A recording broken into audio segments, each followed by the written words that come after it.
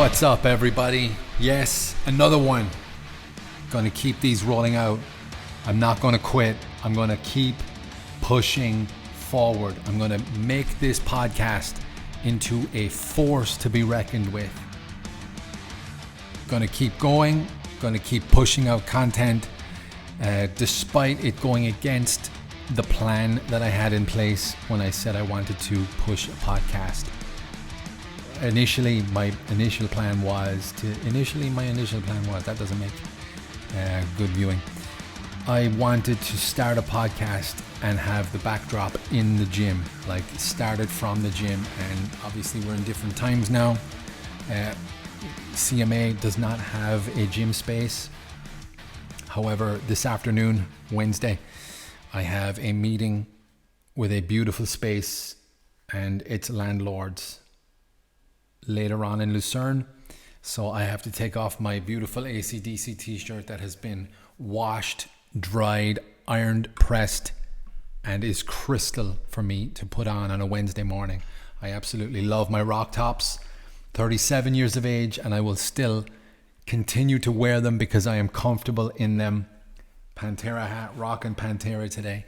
I'm a little bit shocked. I'm a little bit in a bad mood today because I had this plan to do a podcast this morning about a specific topic. I'm going to continue to do it the way I wanted to. But something happened last night that ties in with the actual topic. Today's topic is idols and who we look up to. And when I was younger, I didn't have any, I wasn't a fighter. I only picked that up when I was 25. But music for me from the age of, let's say, 5 or 6 until I was 25 was a huge part of my life to physically play it. And then fighting took over from when I was 25. But even to this day, music is a huge part of my life. I go to concerts. I mean, people on Facebook and Instagram see me posting all the time about concerts I've been to and the depression that kicked in when concerts stopped. But music has been a huge part of my life. And last night, Joey Jordison, he used to be the drummer of Slipknot, 46 years of age, he passed away. And, I'm starting to see my own bias now, maybe not bias, but how emotionally cold I am to bad news of people who pass away, who I don't have any connection to. I'll see a hip hop artist or a rapper died due to drug overdose or gang related shooting, and I'm like, next, don't care. And it is always sad when someone dies, but then when Lemmy died, Lemmy from Motorhead, huge Motorhead fan, absolutely huge Motorhead fan. When he died, I cried. I was on the train to work. I used to commute an hour and a half via train, Fribourg to Lucerne. And I cried on the train. I was like, I don't know why I'm crying, but I cried. But yeah, Joey Jordison passed away last night. I was texting my brother, and Joey has been a huge influence on my drumming, on his drumming. The band Slipknot, he used to be in the Murder Dolls. He went on to do other things when he got kicked out of Slipknot. He got sick. I don't think he was it multiple sclerosis or something he got some other diseases where it affected his weight. He ballooned up. But this ties in with today's topic. I'm sad that he passed away, but I just remember 2004 Slipknot opened for Metallica in Dublin. I was a huge Slipknot fan, and I remember what blew me away is Paul Gray and Joey Jordison. Paul Gray passed away a few years ago. He was the bass player for Slipknot. And now Joey, but I just remember them being so powerful. Their sound was just it just excelled over everybody's. I was a drummer, so naturally I'm going to love the drummer and the bass player, but I just remember how sad I was last night. and it brought it all back. Going to Dublin, it was my first concert in Dublin. Just being there the whole day, seeing Slipknot live, seeing Metallica live, I was like, "Oy." But this all ties in with today's topic. We need to be careful who we idolize and worship. Now, worship is a very, very strong term for this, but I'm looking at how fighters handle losses and how adversity kicks in. And I know this is a huge leap from the death of a musician to fighters and how they handle losses, but we all look up to somebody. We all have, I look up to AC/DC. I don't know anything about the guys in AC/DC. I love their music. I love their creative process. I've seen them live a couple of times. I love Pantera. I had tickets to go see Pantera, but the show was cancelled. It was a few days before the show, 9/11 happened, and Slayer were meant to come to Dublin. I think they actually landed in Dublin. It was the first show of the tour. Devastated. Never saw Pantera live.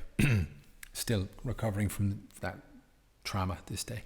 But I just I've met musicians over the years who I have loved based solely on their creative process, their albums, their interviews, but I don't know anything about them. I don't know anything about their life. I know that they come across as funny and good in interviews. I don't know whether they're helping orphans at the weekend, if they're pieces of shit. I don't know. But we have to be very careful with who we idolize. I met Rob Flynn a couple of times from Machine Head. Great guy. Really cool to meet. High fives, hugs, asking me questions. But it turned out many months after meeting him that he was a piece of shit in the band that he was in. He was very controlling. But that's got nothing to do with me. That's got nothing to do with his fans. That's his thing. But we have to be careful who we idolize. I met Zakk Wylde, my guitar hero. Ever since the day I saw No More Tears, the guitar solo where he's topless with the long blonde hair, I think I might have been 10. I was like, I want to be a rock star. I want to grow my hair long and get the body and just be a rock star and rock out to all the girls with my guitar, on stage. But I don't know anything about him, his life. I follow him on Instagram. I know he's a good dad. He's always posting with his kids. He really did take the time to be really cool with me, though. I was so starstruck when I met Zakk Wylde, because in my head I idolized him. But I'm like, I gotta be careful who I idolize because I don't know him. I like his music. I think he's funny on Instagram, but I know nothing about him. But I just remember misspelling my daughter's name. I was so starstruck. Can you make this out? And this is how you spell it. And then I'm like, no, the other way. Yeah, that was terrible. I was so embarrassed. Megadeth. I met Megadeth. I'm a huge Megadeth fan. But that was anticlimactical because it was just pose for picture, next. Pose for picture, next. I asked him a question, but it was very, very yeah, and go. Same with Anthrax. Anthrax were... Joey Belladonna was pretty cool, but the rest were just next. But yeah, tying all of this in, who do I look up to in sports? Who do I look up to in fighting?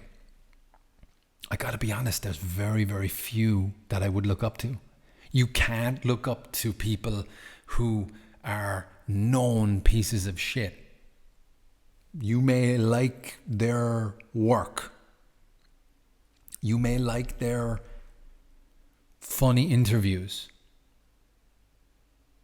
I mean, allegedly, my legal team has advised me to say allegedly when I say things like this, but Floyd Mayweather, undefeated, multi-millionaire, billionaire perhaps, owns skyscrapers. People worship him. People love him. He puts his hands on women, allegedly. Allegedly. Disclaimer. Jon Jones, huge superstar, multi-millionaire in the UFC. I mean, I don't need to go down the Jon Jones path, but when you hit a pregnant woman with your car and you go back and hide the drugs and take the money and you do cocaine and, do you really want your son looking up to Jon Jones? Do you really want to say, okay, kid, this is the guy I want you to be? No. Like, you can be a fan of a fighter, but let that be that. Be careful who you idolize. Ronda Rousey, the face of women's MMA. She was worshipped by women across the board. She was huge. She came out with that phrase, what was it again? Don't be a do-nothing bitch. It was phenomenal. She was on this path to victory. Every time she fought, she killed these girls. Don't be a do-nothing bitch. Beyonce, I think, took that phrase and had a little segment in her concerts, quoting Ronda Rousey and having it on the big screen behind her. A couple of months later, Ronda gets her face kicked off her in Australia by Holly Holm. Ronda goes silent for 450 days, says nothing, does not address the loss, does not address anything, refuses to do media in her comeback fight, refuses to do anything. Talks on Ellen about wanting to commit suicide after the loss, not knowing who she is anymore. She identified as this huge winner, lost. She talks about seeing Travis Brown, her boyfriend, realizing that, okay, maybe I shouldn't do that. Maybe I should go make a whole bunch of kids with him. And then the recovery started. But they preach one thing, and in the face of adversity, they do another. I want to be pushing my kids towards someone who, shows who they are in the face of loss, in the face of defeat, in the face of adversity. How do they recover from their downfalls? I don't want my kids to come up against someone and lose and then go radio silence.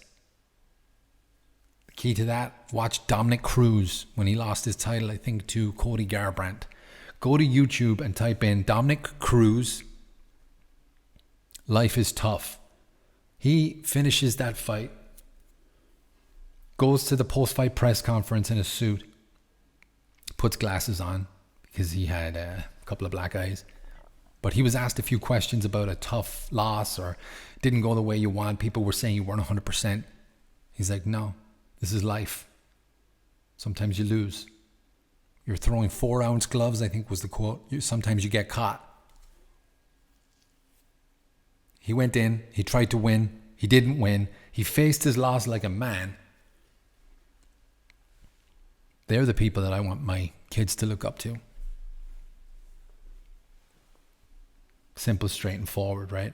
At the end of the day, be careful who you idolize.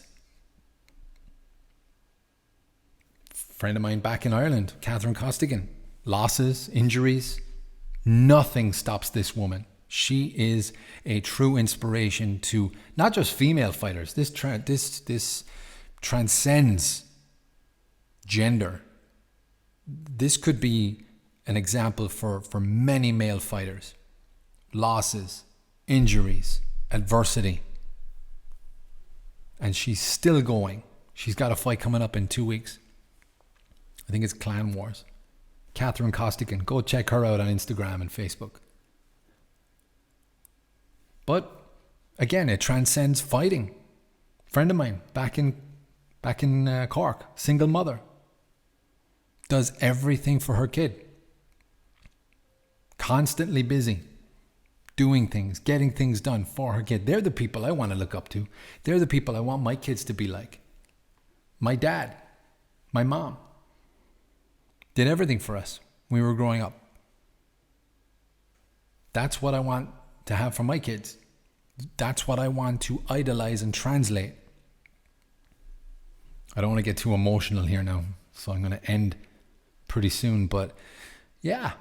Look at some fighters who have had adversity. Don't look at the fighters that are on this path to victory all the time. I never even mention Floyd Mayweather in a fight discussion about the greatest of all time. The guy's a scumbag, in my opinion. But then my bias kicks in when I talk about Mike Tyson. I'm a huge Mike Tyson fan, but his transgression sheet speaks for itself. But then, I don't know. It's a personal choice, I guess. When you talk about who you're a fan of and who you idolize and how you translate that to the world. I'm a huge fan of Marcus Davis. I'll never forget the post-fight press conference in Dublin, UFC 93. I was at that. And even in victory, he was humble. He sat next to Chris Lytle, who they just beat the face off for 3 rounds. Talking about this is a freaking circus. We're around these guys all the time. He's a good guy. I made a friend. I made plenty of friends fighting. I made plenty of friends playing music. But I have to step back over the last couple of years and realize, hey, be careful who we idolize. Like Ronaldo, Messi in football. Billionaires. Every year, just billions of cash. Every single turn of their heads, cash is coming in. I'm not seeing too many assistant news reports of them helping the businesses that are crumbling around them in their local area. Maybe I'm wrong on that. I'm just not seeing all of these millionaires that we worship and look up to and call gods, and all the celebrities in the movies who have $200-300 million per movie, all bunching together and saying, guys, businesses are crumbling the last year and a half. Let's fix it. Here we go. Wouldn't make a dent out of my bank account. Let's fix it. Here's 100 million from me. Here's 200 million from me. Here's 500 million from me. And boom, resolved. We don't see much of that. We see that from the guy that I love. I worship Dave Portnoy from Barstool Sports. The only guy that I've seen to physically help with cash donations. He put out this email shot on or whatever it was. He put out this campaign saying, listen, let's get this done. Send me your story and we're going to help out all the small businesses. So the idea was that people would send their telephone number and then a video call would come through and go, we've heard your story. Check that out on YouTube. Absolutely phenomenal, from Barstool Sports, helping all the small businesses, basically requesting, how much do you need? What's going to help you get over these times? We'll do our best. They're a $100 million company. People are asking for $25,000, $30,000. They're getting it from this guy. More than any politician has ever done, ever. Crazy, crazy times.